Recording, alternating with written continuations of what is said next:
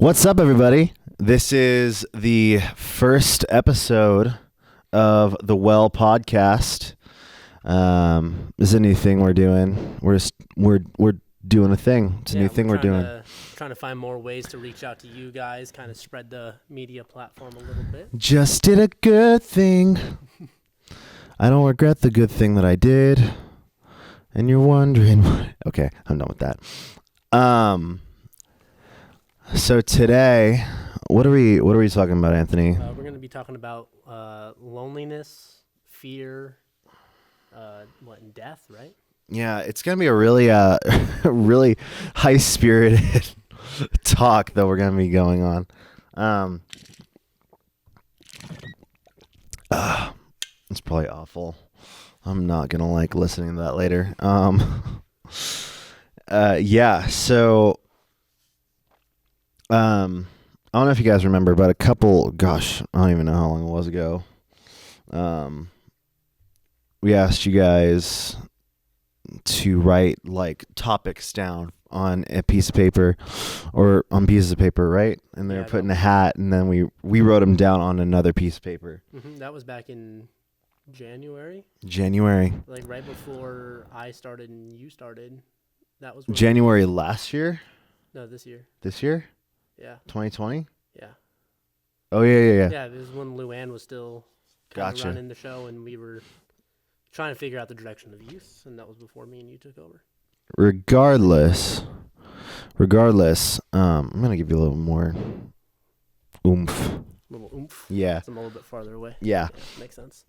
Regardless, we have like a whole list of things that, excuse me. Oh, biology. We had biology for lunch earlier, and it is like all up there. A list of topics that you wanted us to talk about. And we kind of like took a couple of those things, kind of like going along with how we've been structuring our lessons on Wednesdays previously, and just kind of going along with all these things that the whole coronavirus pandemic is making us all feel on a personal, local, and global scale. And fear and loneliness, I think, are definitely two huge ones, as well as just the reality of death in it. And it's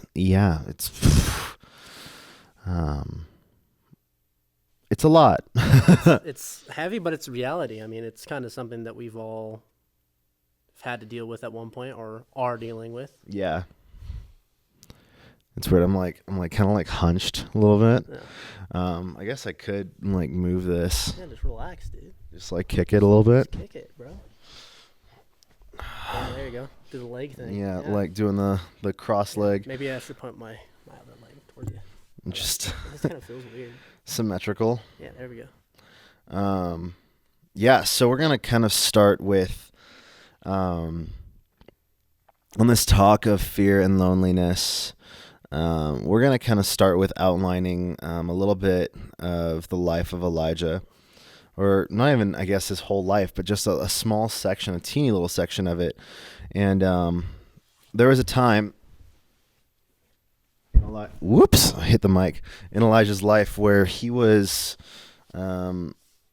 he's a prophet of God's, and there was a time where there's a king named Arab and his queen Jezebel, and they were making the people of Israel and pretty much everywhere worship this god, this false god called Baal, and anyone who did not worship Baal would be killed or tortured. Anyone who worshipped the one true God would be put to death or tortured. So, trying to escape this and like not really knowing what to do. There's other parts to it, but I'm just kind of gonna give like a little brief section of it from 1 Kings chapter 19. Right? Yeah. Mm-hmm. It says, "Now Arab told Jezebel everything Elijah had done now and how he had killed all the prophets with a sword.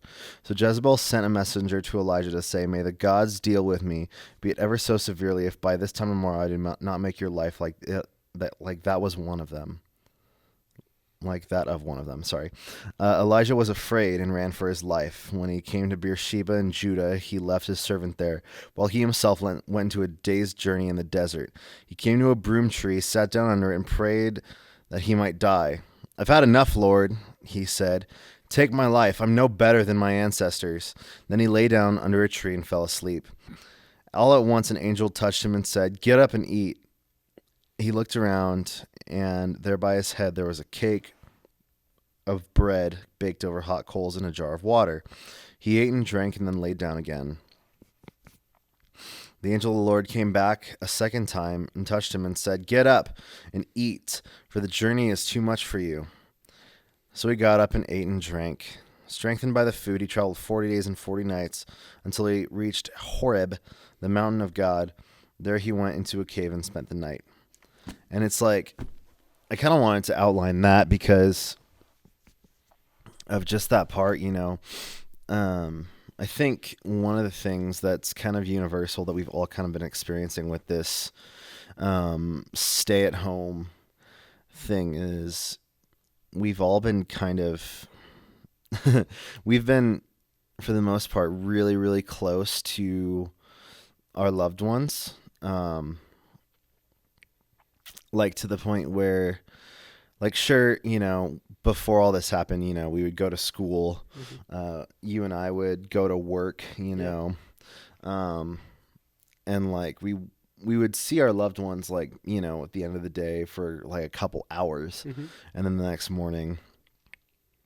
But now it's like so much time is being spent together to the point where it's like it's just overwhelming. Yeah. And Well, I mean, even not spending time with other loved ones, like your friends, Yeah. that's another big one too. Yeah, there's a lot of like we're spending too much time with some people and not enough with other people. Yeah. So we're like getting worn out, and boredom is also, a huge factor, and it's like really setting in a lot, and it's creating a lot of problems.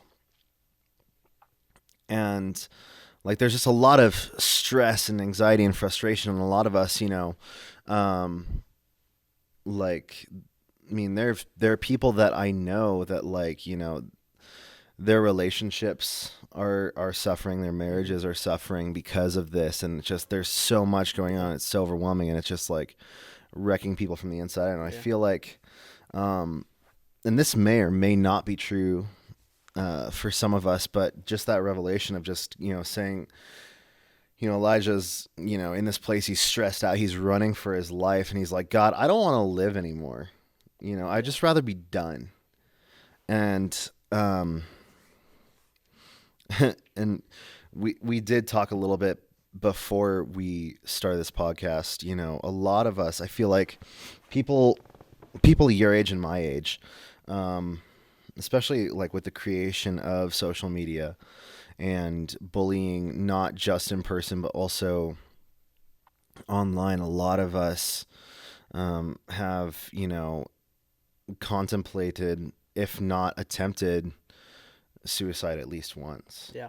And, or like thought, or even not even just like, not even thought about like, I'm going to kill myself, but like people have like, even the thought of just, maybe people would be better off if I wasn't here. Yeah, Or no, exactly. maybe things in general would be better off if I wasn't here. Maybe I would be happier if I could just shut it all away. And I think that's even like another thing, people talk about, sorry, I'm just kind of rambling. No, go for it, man. I feel like a lot of people, they have this want to not live. So they kind of put themselves in this position where they use substances, they do drugs to kind of shut it all away and to numb it. They drink their problems away. They like turn to unhealthy sources and habits to not essentially not die, but in a way to become dead, to To become feel numb. numb. Yeah. And I feel like that's just kind of a point where Elijah reached, where that fear and that loneliness of, like, he was on his own. Yeah. I mean, Elijah was a gangster. He killed people. But that's another story for another day. That's, if you want to know more about that, read the other chapters of First Kings, probably like 17 and 18, to get better exposition on what that's like. And then even DM the Well Instagram page and talk to us about that, if you have questions about just what went on with Elijah. But he was alone and he was afraid, and it just kind of like all weighed down on him. But when he prayed to God and said, God, just take my life away, just end it, please, he had a nap. Yeah. He had a nap. He kind of like, he went on pause. He might not have intended on taking a nap, but he took a nap. And then God sent an angel down and fed him. And a lot of times, I'm not trying to make it seem like, our problems are not as heavy as they are, because, everyone has their own things that they deal with. But there's so many times where we're like, God, I'm just so overwhelmed. I just don't even want to deal with this anymore in any way I can. I'm ready to end my life. I'm ready to turn to drugs or to, alcohol or whatever it may be, to kind of numb myself, to get rid of these feelings of fear and loneliness and pain, to, yeah, there's just like so many different ways that we'll go down that road. And then God's like, yo, like, literally, I've got you. Literally just hit pause and let me take care of it for a sec. And I got you, and, just sending, he sent an angel down to give him food and water, so much of it that he could travel through the desert for 40 days and 40 nights. Like, he didn't just, have Elijah's back just like once, for one meal. Like, he sustained him. God sustains. And I think that's a really important thing to remember from that little chunk of scripture. That's not even the whole chapter of 1 Kings chapter 19. That's just 8 verses. But Yeah, no, I mean, that. I was just kind of thinking about, like, even it's nice to have, like, friends that will guide you back onto that track. You know what I mean? Like, I mean, the perfect example is obviously 3 weeks ago when we just got done doing the youth live and someone texted me and I had that, like, mental breakdown, where I just was bottling up so much throughout that week, and everything just felt so stacked onto me, where it was to that point where, like, it was that breaking point. And then, like, luckily I was around you, and then you were the one that kind of, like, you're like, no, man, like, just guided me back on that path, and then, like, after that, like, I've noticed that, like, I started doing other habits and stuff like that, of being more positive and trying to, not bottle it in, and look at things differently, and that's helped me a lot,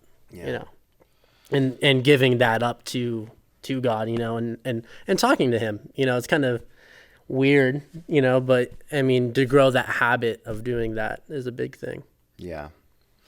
I think, especially, this might sound sexist, and I really don't mean it to, but I think, like, as guys, I think there's a lot of girls deal with this too, but it's definitely like a cultural thing with guys, which is super weird. We're really encouraged not to let people know that we're feeling things. And I guess it's like, again, it's shifting to where, again, a lot of girls deal with this too. Like, I'm not discounting anybody, but we're taught to not feel things, to not let people know that we're feeling things. I mean, even, in Frozen, Elsa's like, can conceal, don't feel. And given at surface level, that's about her powers, right? But it's also about, I think it goes deeper than that, but we'll talk about Frozen philosophy another day. But we're so encouraged to keep things in, and it's just the absolute opposite of what we should do. Mm-hmm. Because I mean, even recently I've dealt with experiences in myself and with people around me where things will get bottled in, and it'll just build and build and build and build and build, and I will go day by day saying like, oh yeah, like I can, handle it. Like it's not a big deal, keep it kind of, pushed back. Yeah. And then, at the end of it, when it's all said and done, it just kind of really stacks up. Mm-hmm. And it just falls apart. Yeah. And, I have a really bad habit of putting my foot in my mouth. Saying things either in a way that I don't even realize is hurtful, mm-hmm. But actually is hurtful, or just like being completely just heartless and careless and just saying something mean just because I'm upset or hurt. Yeah, no, exactly. I'm the same way. And it's just, it's brutal, and like fear and loneliness, and anxiety, like all the things that stem from fear. Mm-hmm. Because I feel like fear is a huge catalyst that ends up producing a lot of really bad feelings, like a lot of negative feelings like anger, mm-hmm. and sadness and anxiety and even rash decision making. A lot of that will come from fear. Yeah. I don't know where I was going with that. I think that was my point, but I kind of worded it in a way that it sounded like I was going to say more.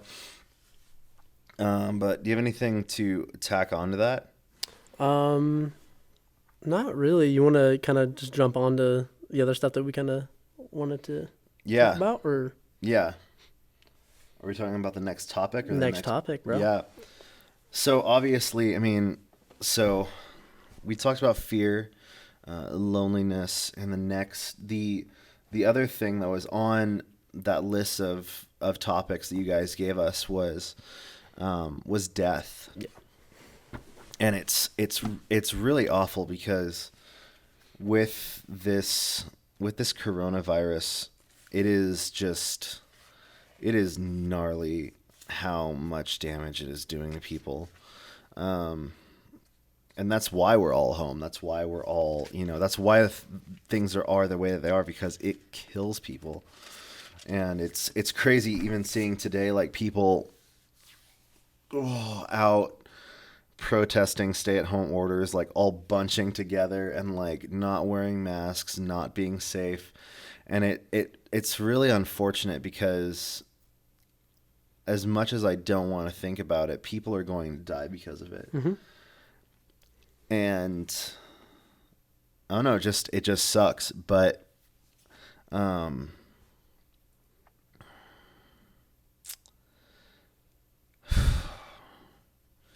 yeah, I'm not sure if the topic that you guys wanted us to talk about on death was like about, what happens after death, like the afterlife, or like how we should react to death, or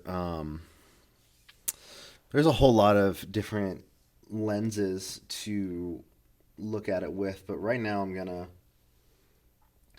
kind of dive into the story of Lazarus and Jesus, because I feel like this story is such a ridiculously enlightening moment, because Jesus was 100% man and 100% God. And this really shows just how human Jesus was. It was John chapter 11, by the way. Yes. Yeah. John chapter 11. Starting from verse 1, we're just going to go straight through all the way until verse 44. Reads, Now a man named Lazarus was sick. He was from Bethany, the village of Mary and her sister Martha. This Mary, whose brother Lazarus now lay sick, was the same one who poured perfume on the Lord and wiped his feet with her hair. So the sisters sent word to Jesus, Lord, the one you love is sick. When he heard this, Jesus said, The sickness will not end in death.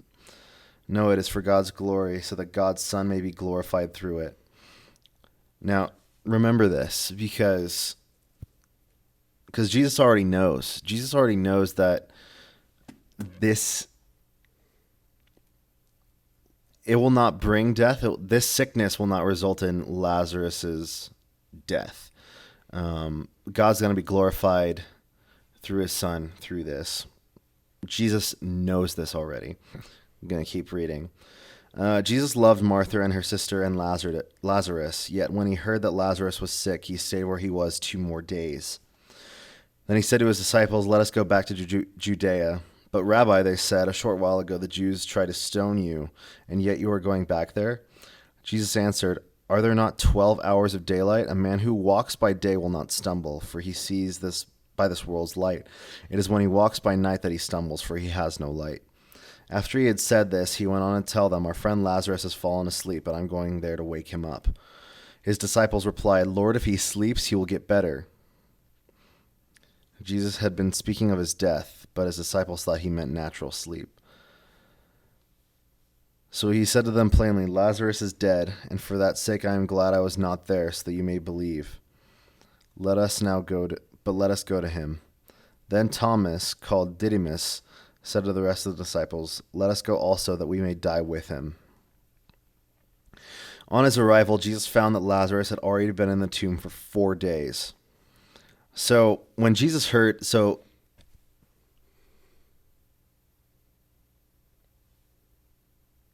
I totally was going to go on a train of thought, and then I was like, wait, no, that's probably not correct. So we got there, because I don't know how long it took them to travel to Judea. Anyway, Lazarus had already been dead 4 days. He stanks, you know.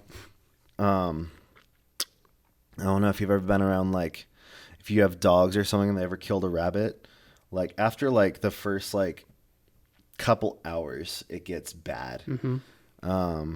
Not comparing Lazarus to an animal, but, like, dead bodies stink, dude. Like, and even with the embalming methods that they had, it gets gnarly real quick.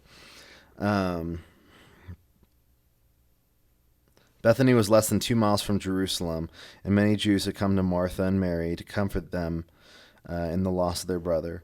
When Martha heard that Jesus was coming, she went out to meet him, but Mary stayed home. Lord, Martha said to Jesus, if you had been here, my brother would not have died. But I know that even now God will give you whatever you ask for. Jesus said to her, Your brother will rise again. Martha answered, I know he will rise again in the resurrection at the last day. Jesus said to her, I am the resurrection and the life. He who believes in me will live, even though he dies, and whoever lives and believes in me will never die. Do you believe this? Yes, Lord, she told him. I believe that you are the Christ, the Son of God, who has come into the world.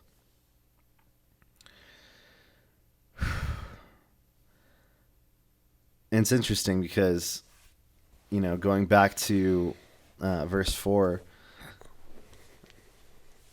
Jesus said, this sickness will not end in death. No, it's for God's glory. So he's like, I feel like the disciples, when they heard him say that, and they get there and they're like, Lazarus is dead. And they're like, wait, didn't Jesus say that this sickness wouldn't end in his death? Like, what is going on? And then Jesus is talking about, who he is, and when we get to verse 25, whoever lives and believes in me will never die. Do you believe this? When he's talking to Martha, the Son of God who's come into the world.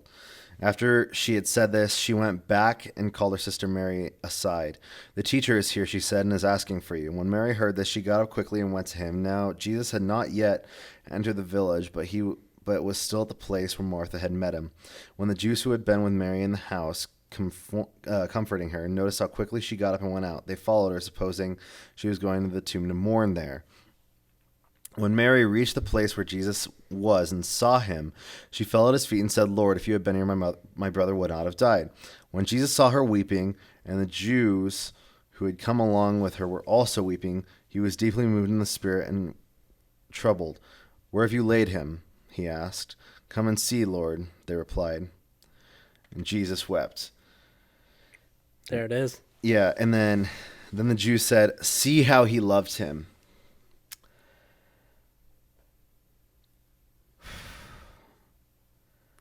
But some of them said, "Could not he who have opened the eyes of the blind man kept this man from dying?" And I feel like,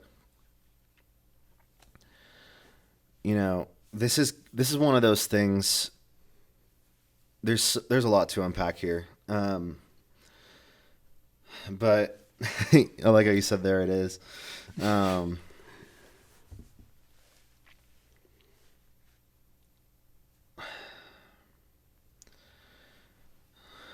Jesus was so full of empathy, because when he saw like how troubled Mary was, it says he was deeply moved and troubled, and then he wept. And weeping is not like just like like one One single tear. yeah, like a manly Jesus tear. No, this is like Jesus was like ugly crying, yo. Like it is Like the mascara is like running down, bro. yeah, exactly. I mean, not that Jesus No, was no. mascara, I mean, obviously, but like yeah, it was a bad cry. Like imagine like it's the hardcore like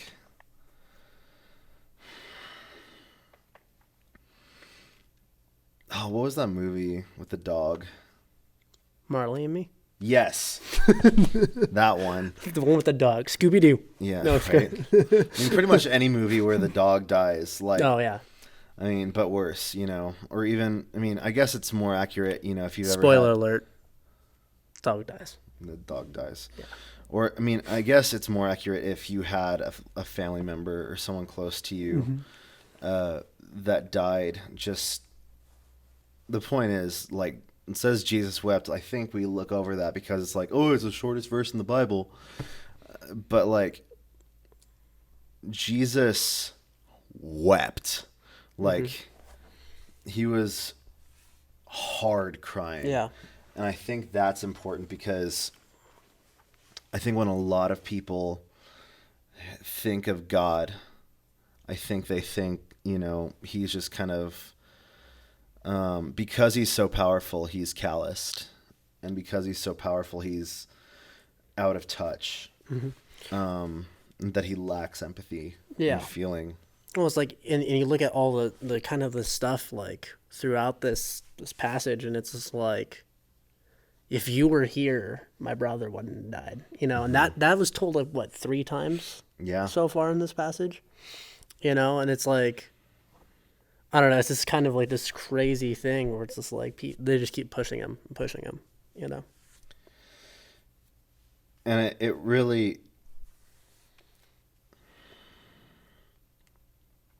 I think the cool thing about chapter 11, verse 35, Jesus wept, is the verse right after it. Then the Jews said, "See how he loved him." Like he was crying and he was so moved and he was so hurt by the death of Lazarus that it was visibly painful. Yeah. Even the Jews who, as we learned previously, they tried stoning him.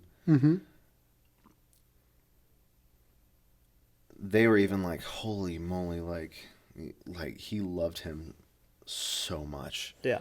I think that's really moving and powerful. And then it goes on where it says the third time, but some of them said, "Could he not who opened the eyes of the blind man have kept this man from dying?" And then Jesus, once more deeply moved, came to the tomb. It was a cave with a stone laid across the entrance. "Take away the stone," he said. I love this because I feel like Jesus just like has that like really like that dark shade like over his eyes, just like, you know what I mean? Like the really dramatic, like, just like really, like sad, like really torn up, but like also at this point, angry. Yeah. And assertive, and just going like, take away the stone, like I know what I'm doing. And then, but Lord, Martha, the sister of the dead man, by this time there is a bad there is a bad odor, for he has been in there for 4 days. Like I said, dead bodies stink. And then Jesus said, did I not tell you that if you believed, you would see the glory of God? And this is so good, because with the whole, if he could cure the blind man, why didn't he stop this man from dying? Like, I think that goes so well with the common thing that we hear so much today, especially with things like the coronavirus, where people will say, if God's so good and God's so powerful and if God's real, why did he allow this to happen? Mm-hmm. Kind of like what Brooke talked about a couple weeks ago. If God is so powerful, and if God loves us, why would he do this to us? Why would the Holocaust happen? Why would 9/11 happen? Why would, any of this happen? Mm-hmm. And like, yes, like there's a lot of bad things that happen. And I think especially things like evil in the world, I'm going to say it, I hope I don't butcher this, in the words of Pastor Erwin McManus. He kind of talked about, he was confronted with this question, and he talked about how in the beginning, in Genesis, it was man's choice to eat the fruit that brought evil into the world. Mm-hmm. And it is still man's choice today for those evil actions to happen. Because evil does not come from God. Evil is when we choose to stray away from God. Mm-hmm. And it is a human thing. It is part of the human brokenness, and it is something that God will not stop us from, being alive and human. Yeah. But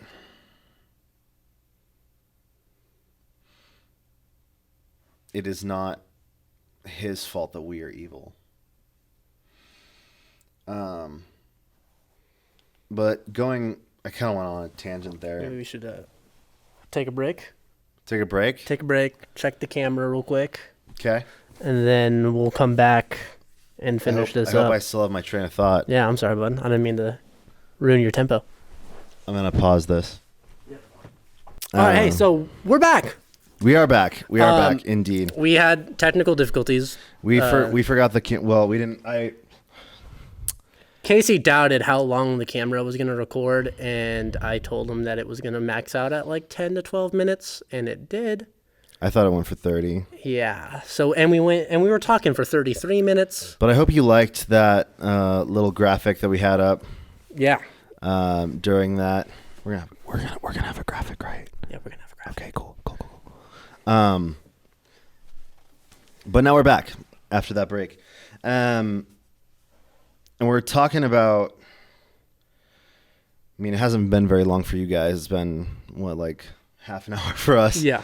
Because we were running and grabbing stuff, and, we were just kind of running around, like chickens with our heads cut off. But we were talking about how people were saying that, Jesus has done all these miracles. He healed a blind man. He, did all these things. Why couldn't he save his friend from dying? Because they all saw how clearly moved and hurt he was from Lazarus' death. But they're like, why didn't he save him? If he can do all these things, why didn't he save him from dying? And the thing that we were talking about before we left was, a lot of people, especially with this whole pandemic going on, is, saying if God's so powerful, if God's so good, excuse me, why is he allowing these things to happen? Why is he not intervening? And then the thing that I think we finished on was me quoting Pastor Erwin McManus, and shout out Pastor Erwin, what's up? Is evil does not come from God. Evil was a choice that man made, and since then, evil and everything that can come from evil, even these diseases, it could be traced back to a human choice. So, even diseases like HIV and, COVID-19 and the swine flu and the bird flu, all of these things can be traced back to a human decision. And as we remembered before in this story, when we're pertaining to this story, Jesus said, where is it?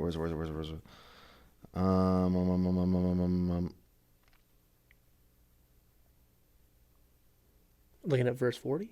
No. Oh, I'm trying to find it.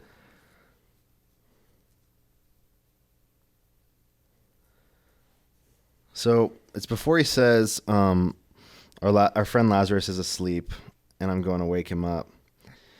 Oh, there we go.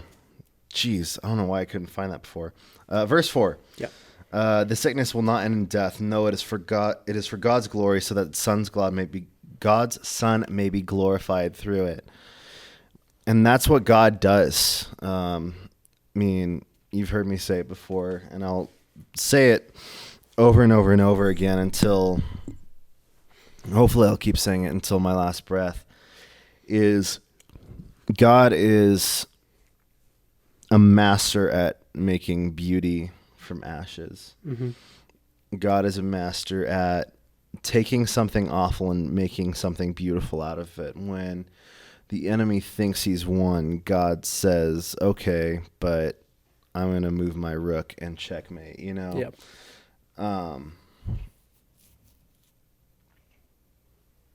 There's totally someone skating outside the youth room. Shredded, bro! Do a kickflip. Right?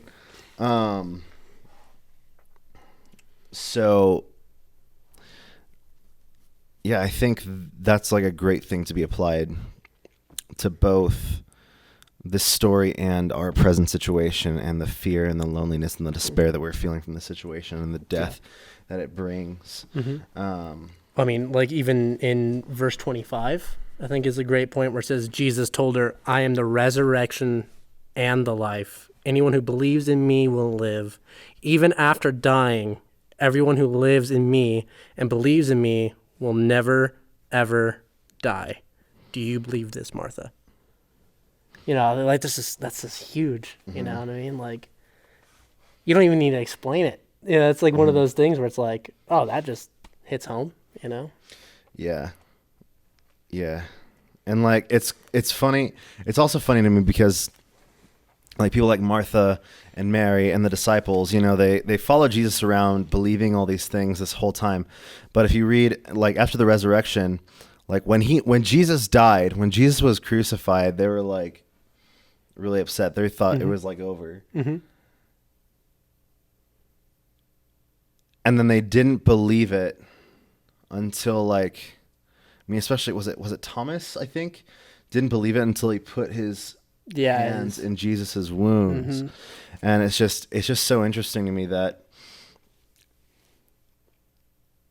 there's a lot of times, I'm guilty of this too, where we trust Jesus, we trust God's plan until things get really hard. Yep. And then we're like, oh crap, like it's over, game over, it's done. Like it's hopeless. I'm screwed, like yada, yada, yada. And then like Jesus comes, and reveals himself in the most beautiful way. And it's like, oh shoot, what was that Rihanna song? You look so dumb right now. That's how I feel in those moments. But gonna move on with this story, starting from verse 38.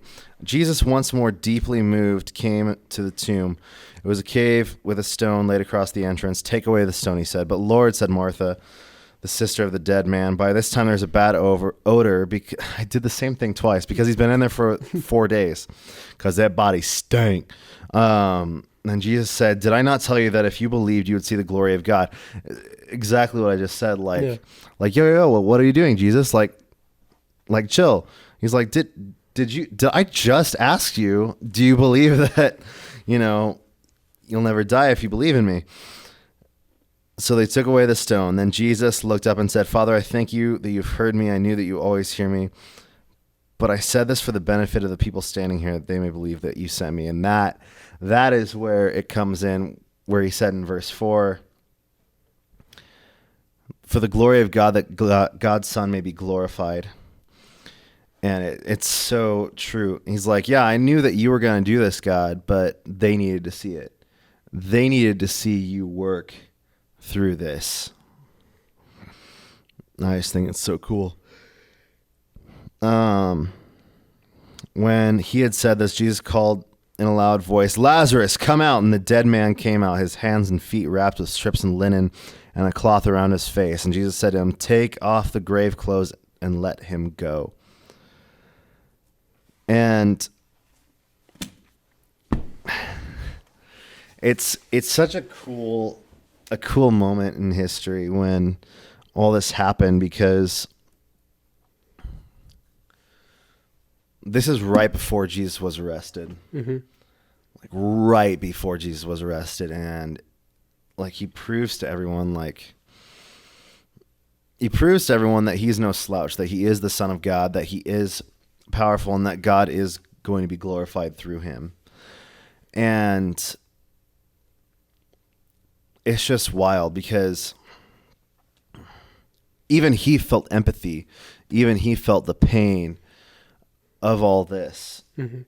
And even, as we were kind of talking about the anger of people kind of saying, why didn't you help him? Why didn't you help him? Why didn't you help him? Why didn't you save him from dying? And it's like he felt that frustration of people's incompetence. And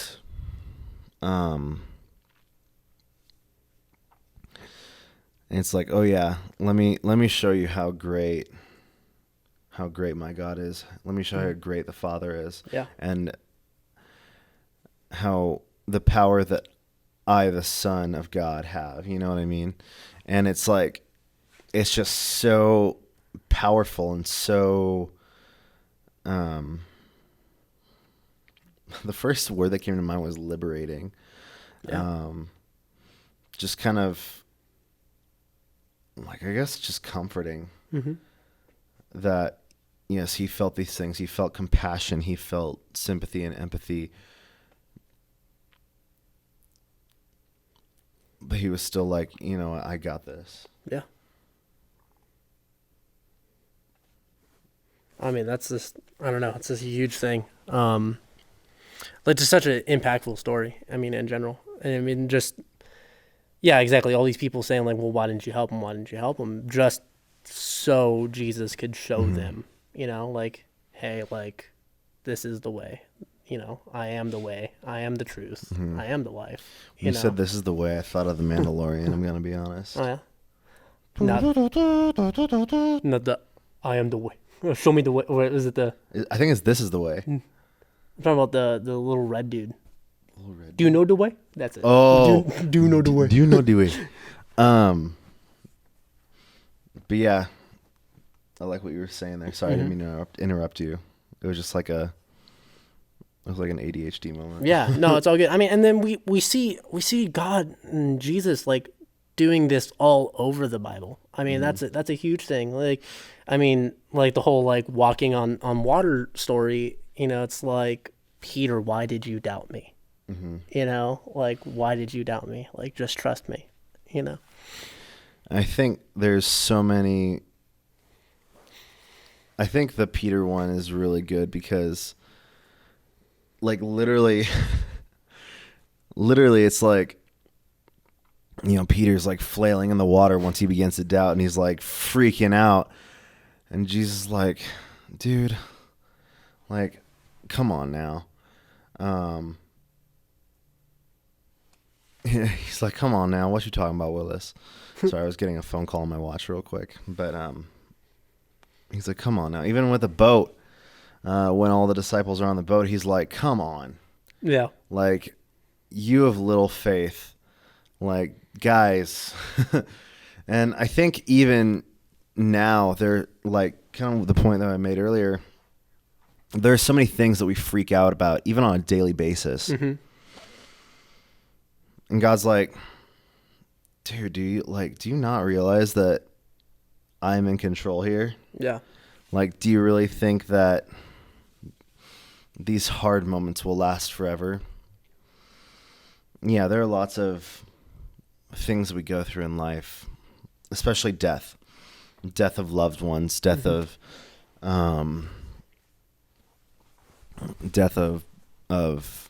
parents, of brothers, of sisters, of cousins, of grandparents, yeah, even deaths of lovers, Mm-hmm. like, it's in the past year, I've lost an ex. I've lost a gym buddy. Mm-hmm. We've lost Pastor Jake. Like, there's just so much. I mean, even this last week, I lost a friend of mine, one of my really close friends, her brother, who is also a friend of mine. It was just so random, and it's just such a harsh reality. But that happened at band practice. Yeah. On Friday Mm-hmm. night. Yeah. And it's one of those things where it is hard, Mm-hmm. and it is a huge weight to feel. Yeah. But it is something that we still feel for a long time, but it is not a thing that can torment us forever. No. And it is, even for those that have died, Mm-hmm. it is definitely not a thing that torments them forever. No. Because Jesus is the resurrection and the life, the way, the truth, and the life. And like, he was our sacrifice. He is what gives us life. He is the living water. And there is hope in that, not only for those who are now with Jesus, but also for us who are mourning that loss. Yeah.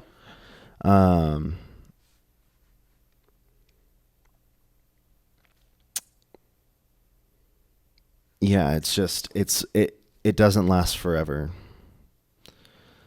Nothing, no pain lasts forever. And God, if anything, God is the ultimate comforter. God is the ultimate father figure that you can run to. He is the best father that anyone could ask for, And yeah, at the end of the day, God is comfort. God is peace. God is love. And God does not leave us or forsake us. So I totally went on it's almost like I blacked out, but like, I didn't. Oh, that's a good thing. Please say something. I feel like I talk too much. No, dude, you're fine. No, yeah, I mean, it is a crazy thing, and it's a crazy thing that we learn to live with. Like, it doesn't get easier, but you just learn to live with it better. Mm-hmm. That's the big one. I mean, that's the big one that I've kind of came to terms with in the Mm-hmm. past 2 years. And I mean, it definitely hits me at moments, but yeah, I mean, like for you guys that don't know, I lost my dad 2 years ago. But yeah, like it's just weird. Like I'll have like little moments, here and there, but I mean, obviously, like looking at the bigger picture, it's like he's always going to be with me. I will see him again, and that's a huge thing, and just also just remaining positive in it is huge. What was I gonna say? It's kind of like lost my train of thought there, but yeah, like just remaining positive in it and looking at it as a good thing and not a bad thing. Like I'm super fortunate of the way that my dad went out. Yeah. Like I couldn't have asked for a better way of him passing away. Kind of weird saying that, but the way that he did and through his past, like that was just the best way. So like that, just coming to terms with all that, it's huge. It's a huge thing. And this is probably, I don't know.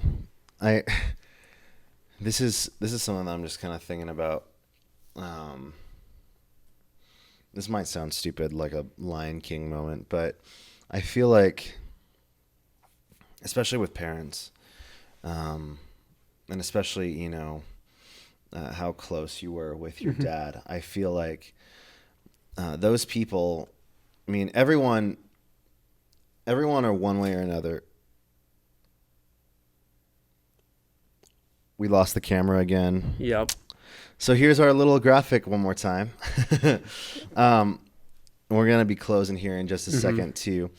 But just a closing thought is everyone, no matter what, has a footprint on each other's lives. Even there are people that I have met once. Yeah.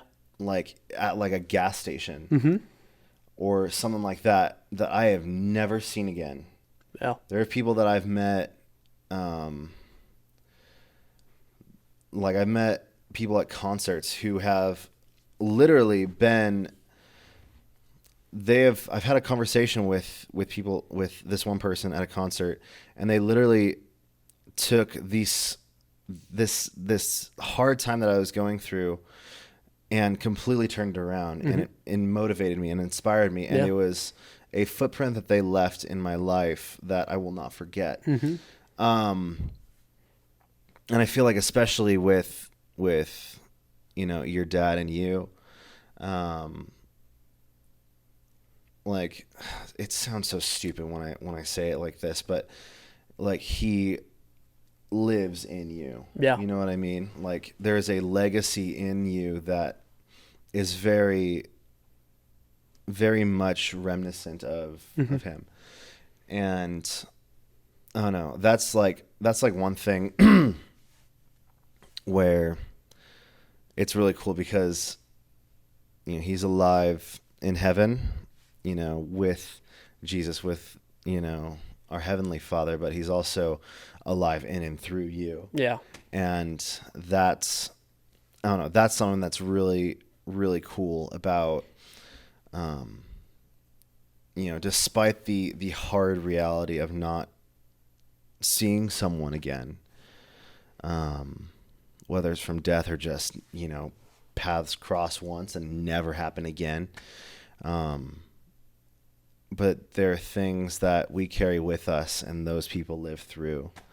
And that's a really beautiful thing. And I think that's another example of God taking something painful and hard and absolutely brutal and making something absolutely beautiful out of it. And welcome back. Yep. Yeah, I think that's incredible. I think that's absolutely great that God can literally take death and not actively, not even just in Jesus, literally taking death and bringing back to life, but literally, even through death as we face it now, having life still be reminiscent and relevant Yeah. through that. It's a huge thing. Yeah, it's crazy. I mean, it's a good point that you brought up. Like, I mean, that's like, I don't know, something that I've wanted, like, I needed to hear kind of thing, you know? But, yeah, that's a good point. I never really looked at it that way of like, you know, bringing death to life again, you know? And it's crazy. And this is how like God works and stuff like that. Cause it is true. Like I do everything in my life right now for my dad. You know, like I am pursuing the career that my dad never had the opportunity to pursue. You know, it's crazy.